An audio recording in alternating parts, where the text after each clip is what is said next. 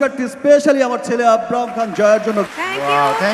দেশের বিনোদন অঙ্গনে সবচেয়ে জমকালো আয়োজন মেরিল প্রথম আলো পুরস্কারের 25তম আসর বসেছে গেল শুক্রবার।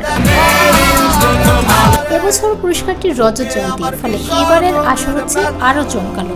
মেরিল প্রথম আলো তারকা জুরি পুরস্কার 2016-তে সেরা চলচ্চিত্র অভিনেতা বিভাগে জয়ী হওয়ার পর শাকিব খান বলেছিলেন, এই পুরস্কারটি আমার ছেলে আব্রাহাম খান জয়ের জন্য।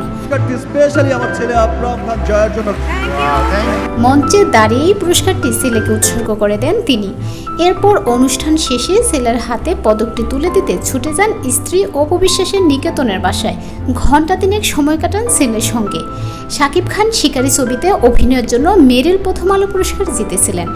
অনুষ্ঠান শেষে রাত 11টার দিকে অপুর বাসায় যান শাকিব। সেখানে গিয়ে ছেলে আব্রাহামকে কোলে তুলে নেন।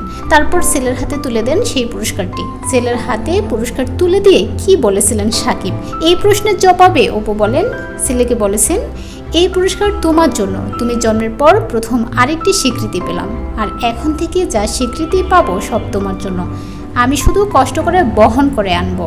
তবে অবাক করার বিষয় হলো 2023-এর রেকর্ড করা সিনেমা হলো প্রিয়তমা, যা কোটি ভক্তদের হৃদয়ে জায়গা করে নিয়েছে।